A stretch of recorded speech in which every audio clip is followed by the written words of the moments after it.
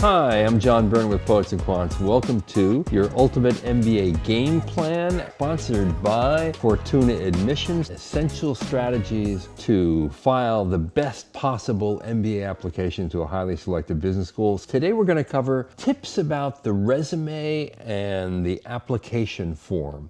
And we have with us a really special guest, Judith Silverman Hodara, the former acting head of admissions at Wharton, and the co-founder and director of Fortuna Admissions, which is, of course, a dream team of former gatekeepers at the best business schools. Hi, Judith. Hi, John. How are you? Very good, thank you. Your days at Wharton probably really taught you all the ins and outs and secrets of getting into a great business school, because you were on the other side of the fence there and you saw probably people take their best step forward and their worst step forward. Oh, yes. And really being able to understand what sets great applications apart from good ones. Now, putting together a resume and filling out an application form actually seems like a fairly straightforward exercise. So what can possibly go wrong? They are really important, John. It is working through your resume and your online application. These are not things that should happen like the night before you're actually applying to business school. And I've learned a couple of things, during my time at Wharton and now with Fortuna, that I think, we talk about very, very early on in the game with our clients and are pretty useful tips for students that are considering applying. I imagine that the resume and the application form are the very first things an admissions officer reads before actually getting to essays and recommendations. That is very true. And I kind of like to understand how those help to paint the full picture.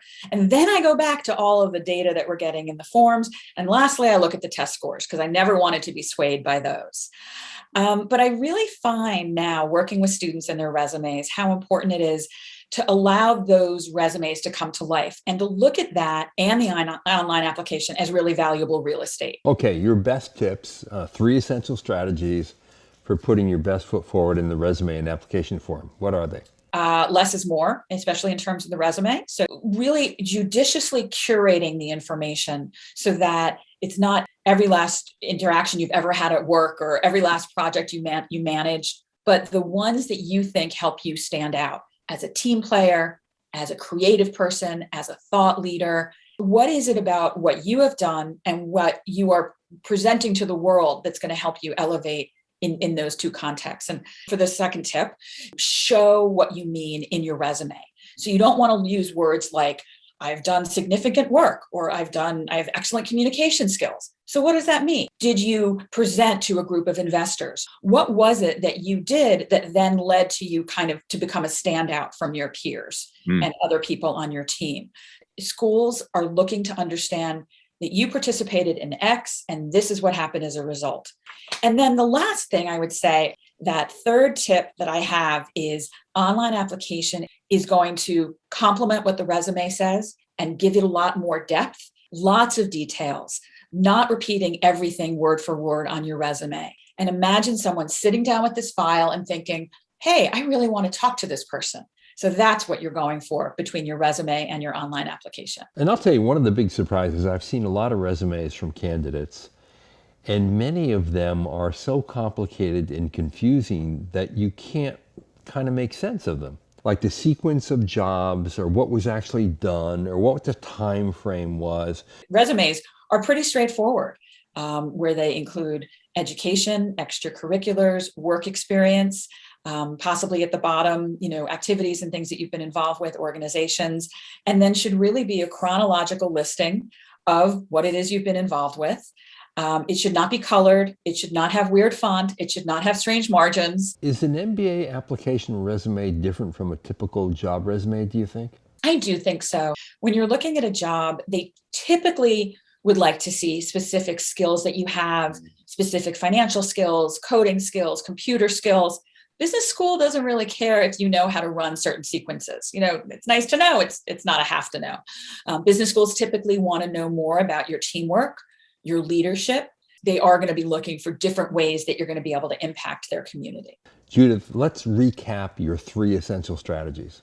So the first one would be, You don't need to give a million different examples. You want to give things that really matter to you, and you want to be able to go in depth into a couple of them. So 3 to 4 activities, totally great. You want to make sure that you can show and not tell, so that instead of saying you're an effective communicator or you have excellent presentation skills, you want to give an example of that. What presentation did you give that really helped you stand out to others? Were you selected to do this? Anything that's going to help you elevate yourself from your peer group. And lastly, the online application. Start it with enough time to mess around with it a little bit, more than a little bit, and make sure that you're using it as really valuable real estate so that it's complementing what you've already written in your resume. It's not a repeat word for word verbatim, and that you're using it as an opportunity to allow anyone that looks at it to pull out information that they might eventually want to talk about with you, for example, in an interview process. All terrific advice. Now, Judith, how can candidates reach you? We love talking to prospective applicants, and we have a free consultation available. You can meet with someone like myself or members of our team, and we are fortunaadmissions.com. There's a great way to sign up for a free consult. I have a pretty open schedule for the next couple of weeks and would love to have the opportunity to chat with you. Thanks so much. So we've been speaking with Judith Silverman Hodara at Fortuna Admissions about the ideal resume and how to fill out your application form. This is all part of the series, Your Ultimate MBA Game Plan, sponsored by Fortuna Admissions. This is John Byrne with Poets and Quants. Thanks for watching.